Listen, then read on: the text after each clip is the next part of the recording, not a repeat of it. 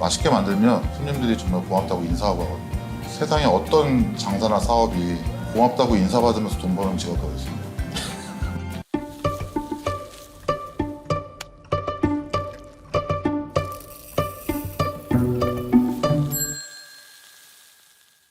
안녕하세요. 음식평론가 박정배입니다. 제가 오늘 찾은 곳은요, 창업 때부터 미슐랭 가이드 빅그루망에 선정된 오레로 라면인데요. 자, 오늘의 주인공을 한번 모셔보겠습니다. 나오세요. 안녕하십니까? 안녕하세요. 이게 그 오레로 라면에서 가장 많이 팔리는 결정적인 메뉴. 맞습니다. 토리바이탄이라고 하고요. 닭으로 만든 백탕이라는 토리가 닭이고, 예, 맞습니다. 바이타는 백탕이고. 백탕이라는 뜻이에요. 사실 제가 그 지난주에 일본을 갔다 왔어요. 도쿄에서 8일 동안 라면만 먹고 왔는데 도쿄에서 본 라면하고는 좀 다른 것 같아요, 형태가. 다를 수밖에 없는 게 저도 일본 라면으로 시작은 했지만 실제로 제 라면을 드시는 분들은 한국에 계신 분들이잖아요. 그렇죠. 그분들의 성향이나 입맛이나 또 좋아하는 재료 다 제각기이기 때문에 그러니까 한국식이라기보다 한국에 계신 분들이 좋아할 만한 구성 요소를 좀 많이 집어넣습니다. 예를 들면 가장 호불호가 적은 닭이라는 메인 재료를 사용한 것도 있고요. 수비드 같은 경우는 요즘 워낙 흔하지만 제가 시작할 때만 해도 흔치 않은 때였거든요. 그렇죠. 기름의 고소함을 좀 느끼지만 거부감이 안 들게 하는 방법, 목이버섯 같은 걸 넣어서 라면이 건강하지 않다는 느낌도 좀 지워주면서 예. 식감에도 신경을 썼고요. 프렌치에서 좀 따오기도 하고. 요거 그쵸. 프렌치에서 양파나 튀겨서 이렇게 올려주는 그런 게 있거든요. 그거를 보고서 튀김과 볶음의 중간 정도인데 튀기면은 너무 바삭해져서 그 단맛이 안 나고요. 볶으면은 질감이 너무 또 질척해지니까 또 그런 맛이 안 나요. 대부분의 그 올라간 토핑들이나 그런 것들이 누구나 좋아할 만한 요소로 좀 꾸미긴 했습니다. 그러면 라면장을 창업하게 된 결심은 언제 하신 건가요? 고민을 되게 많이 했어요. 어떤 메뉴를 할 것인가. 이런저런 기준이 있었는데 첫 번째는 재료 수급이 원활해야 됐어요. 갑자기 들어오던 재료가 안 들어와서 망하는 가게들도 많잖아요. 또 하나는 제가 가질 수 있는 원천 기술이 있었으면 했어요. 엄청나게 고급 기술 그런 게 아니라 제가 꾸준히 버티면서 열심히 하면 되는 그런 끈기나 시간으로 대체할 수 있는 원천 기술. 또 마지막 하나가 대중성이었거든요. 근데 그 세 가지를 생각해 봤을 때 라멘이 대중성은 좀 떨어지지만 두 가지는 적합하더라고요. 뭐 스프를 만드는 재료가 특별한 재료가 있는 건 아니잖아요. 그리고 라멘은 후배들한테 얘기하는 게 올려놓고 기다릴 줄만 알면 언젠가는 맛있게 나온다. 그러니까 그런 거를 고민해서 결정한 게 라멘이라는 메뉴였죠. 5년밖에 안 됐어요, 생각보다. 그런데 그럼 그 이전에는 어떤 일을 하셨길래 이런 위대한 라면을 만들어냈는지. 일본에서 돌아와서 일본에서 어떤 일을 하셨어요? 일본에서 요리학교 졸업하고 대학교 다니면서 일식 요리사 일을 하다가 한국에 들어와서 제가 맡은 프로젝트가 라멘 집을 한국에 브랜딩을 하는 거였어요. 그 회사에 취직을 하신 건가요? 취직을? 취업을 했는데 그 회사에서 저희가 음식을 배운 분의 브랜드를 한국에 런칭하는 게 제 일이었거든요. 그때 어마어마하게 많이 배웠죠. 그때의 경험이 지금 창업하는 데 엄청난 도움이 된 거예요. 그 해에 미슐랭 빅그루망을 받았어요. 이거는 근데 선배들이 되게 도움을 준 게 뭐냐면 제가 그 라면을 배운 아까 처음 말씀한 일본 분도 미쉐린을 원스타 받으신 분이에요. 일본 라면계에선 처음으로 받으신 분이에요. 그 오리지미 상이라고 해서 원스타 받은 가게는 미스트란 가게였고 본점은 차부야라는 가게가 있었어요. 같이 일하면서 선배들이 하는 걸 보고 많이 스며들잖아요. 예. 그러니까 그분이 그런 거 되게 좋아하셨어요. 깔끔한 거 좋아하고 위생 생각하시고 절도 있는 거 좋아하고 그러다 보니까 그런 부분이 좀 저한테 옮겨와서 그런 부분을 평가해 준 게 아닌가. 라면에 대해서는 그분의 영향이 되게 크죠. 지금도 가끔 연락드리고 하면 뭐 오픈하실 때마다 오시거든요. 오시면 테스팅 해보시고 이 정도면 괜찮네요 라고 얘기해 주시고. 자, 육수는 어떻게 만드시나요? 저희는 한 1.6kg, 7kg 되는 닭을 제일 큰 거네, 한국에 쓰는 거냐, 그죠? 그러니까 요 한 그릇에 닭이 한 반 마리 정도 들어가시죠. 진짜입니까? 12시간 정도? 굉장히 강한 화력으로 끓여야 화력과 마찰로 인해서 유화라고 하는 작용이 일어나서 국물이 뽀얘지거든요. 그러면 일단 그게 기본 베이스가 되고 돼지도 조금 들어가고요. 돼지뼈도 조금 들어가고 소뼈도 들어갑니다. 그리고 흔히 말씀하시는 가츠오부시류 있잖아요. 사바, 우루메, 소다부시 같은 것도 들어가고 맛은 거의 안 느껴지지만 다시마나 뭐 새우 같은 거 조금씩 들어가고. 근데 끓일 때 그 한꺼번에 넣는 게 아니라 따로따로 끓여서 섞는다고 들었는데 맞습니까? 맛이 나오는 시간대가 다르잖아요. 근데 아무리 맛있게 나온 스프여도 더 끓이면 맛이 없어지는 경우가 있거든요. 그러니까 각자의 걸맞는 시간에서 완성을 시켜서 마지막에 합치는 방식으로 만들어요. 맛의 균일함을 하기에 되게 좋을 것 같아요, 그렇죠? 그렇죠. 잘 나오는 날이 있고 안 나오는 날이 있잖아요. 근데 안 나오는 날 원인을 빨리 찾는 게 중요하거든요. 따로 만들어서 합치면 원인을 금방 찾을 수가 있어요.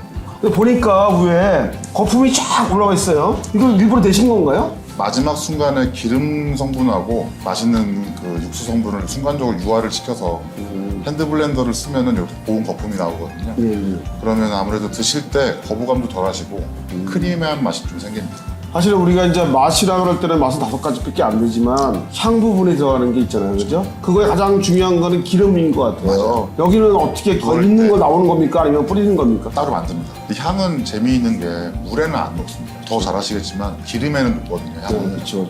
그러니까 그 기름에 제가 원하는 향을 입힐 수가 있어요. 아, 그러니까 저희가 닭이 메인이니까 닭의 껍질에서 닭의 기름을 추출을 하고 닭기름만 집어넣으면 좀 무거워지거든요. 아까 양파를 한 10번 튀기면 그 호박색, 갈색 기름이 되거든요. 그걸 좀 섞고 그걸로만 해서 향이 좀 저는 모자라다고 생각해서 대파, 마늘, 생강 등을 집어넣어서 향미유를 만드는 거죠. 그 기름이 먹을 때의 향도 기분이 좋고 또 하나는 그 기름이 위에 있으면 보온의 역할도 하고 그 온도를 온도를 떨어뜨리지 않죠. 그러니까 그런 여러 가지 기능들이 있어서 향미유에는 좀 신경을 많이 쓰죠. 근데 사실 제가 이 집에서 가장 놀랐던 거는 국물도 맛있었지만 사실 면발이 얇아서 이거는 분명히 가져온 걸 것이다. 그런데 만드신 거라고. 만들어야죠. 만들어야죠. 육수를 만들어서 완성이 되면 면과의 조화가 맞아야 돼요. 근데 면을 아무리 잘 만드는 회사라고 해도 제가 원하는 면을 똑같이 만들어주질 않거든요. 제가 원하는 밀가루를 넣어주지도 않거든요. 이런 첨가물은 좀 빼고 싶은데 그게 안 되잖아요. 그런 생각까지 안 하고 처음부터 당연히 만들어야 되는 거 아니가라는 생각으로 시작을 했는데 지금은 좀 이제 양이 늘어나니까 제면기도 좀 좋은 걸 쓰게 되고 면은 집어넣는 수분이 어떻게 잘 퍼져서 걔네들이 어떻게 글루텐을 잘 형성시키느냐가 포인트거든요. 그래서 아까 말씀하신 반죽이 되게 중요해요. 반죽 전에는 밀가루를 꼭 2, 3일 전에 받아서 상온 20도 정도, 습도는 한 50% 정도에 보관하는 게 좋아요. 그리고 또 하나는 그렇게 보관한 거를 같은 온도의 물에 넣어서 반죽을 하죠. 들어가는 재료는 밀가루가 첫 번째 제일 중요하고 보완제 같은 게 있어요. 이런 얇은데 꼬독한 면을 만들려면 단백질이 많아야 되거든요. 근데 우리나라에서 나오는 밀가루는 단백질 함유량이 좀 한계가 있어요. 한 12% 정도. 근데 저는 한 14% 정도. 인위적인 단백질을 넣어줘야 되니까 글루텐하고 100% 단백질인 계란 흰자 분말을 같이 넣어주죠. 반죽을 했어요. 그러면 그 반죽한 거를 곧장 면을 만드니까. 그렇게 아니에요. 숙성해야죠. 상온 한 20도 정도에서 숙성을 하거든요. 가만히 놔두면 수분이 자기들이 알아서 수분이 어느 쪽으로 이동을 해요. 그렇게 되면서 이제 글루텐들이 이제 활성화되면서 서로 엮이기 시작하죠. 그 시간이 반죽하자마자 30분에서 1시간. 또 이제 아변이라고 해서 면대를 만들거든요. 그렇게 해서 또 1시간 정도. 마지막에 걔를 이제 내가 원하는 두께까지 얇게 만들잖아요. 그렇게 만든 다음에 30분에서 1시간. 그렇게 끝나고 나면 이제 냉장에 구해서 면 다 만들어진 면을 만들어진 걸 그거를 당일날 쓰면은 풋내가나 밀가루 나주도 안 돼요. 한 2, 3일 뒤가 제일 맛있거든요. 이게 이제 완성된 거를 몇 도에 어서 끓이나요? 그러니까 면을 삶는 기계를 해명기라고 하는데 그게 굉장히 중요해요. 면이 삶아지는 원리가 삼투압 현상으로 그 사이로 물이 들어가고 안에 있는 소금이 밖으로 빠지면서 원활하게 도는 거거든요. 근데 이게 물이 끓지 않으면 그게 안 돼요. 그래서 해명기가 화력이 굉장히 세야 돼서 저희는 디포 인덕션에서 나온 게 있거든요. 비싸더라도 그걸 꼭 쓰죠. 그렇게 되면 면의 질감이 달라요. 이 우리나라 라면이 유명한 게 리필 때문에 유명하지 않습니까? 그래서 저희가 면을 리필해드리는 가장 큰 이유가 뭐냐면 배부르게 드시라고 하는 것도 있지만 맛있게 드시라고 합니다. 저희가 다른 일본 라면집에 비해서 면량이 좀 적어요. 저희가 한 1, 20% 적은데 그 이유는 여성분들 같은 경우는 정상량을 다 드실 때까지 드시면 마지막엔 불어요.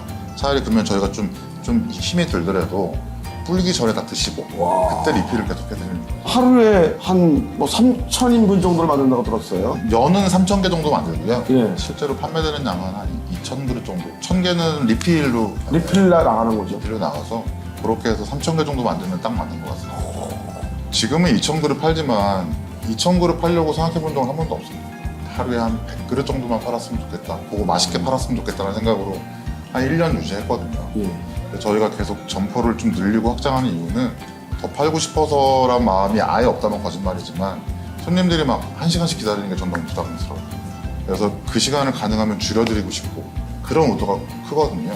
여기는 라면집인데 종업원이 꽤 계신 것 같아요.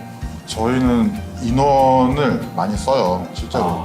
그러니까 지인이 보면 너무 많지 않아라 얘기를 하는데 이건 어디까지나 마지막 결과론적으로 보면 저를 위한 것도 있습니다. 왜냐면 직원들이 좀 업무 분량이 적고 워라밸이 있어야 좀 몸이 좀 편해야 손님에게 웃으면서 할 수 있고 그래야 손님도 기분 좋게 돌아가실 거고 그럼 그분이 그러면 기분 좋아야 다음에 또 오실 거 아니에요.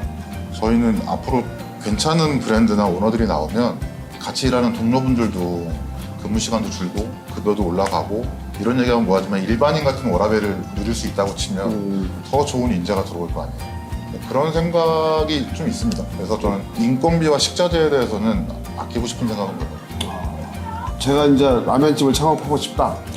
그러면 제가 뭘부터 준비하면 좋을까 이런 것 좀 말씀해 주세요. 공부하셔야죠. 공부하시고 맛있는 거 많이 드셔보시고 라면을 많이 먹어. 라면도 그렇지만 뭐 여러 가지 음식 많이 먹고 제가 보기엔 좋은 선배를 만나는 게 중요한 것 같아요.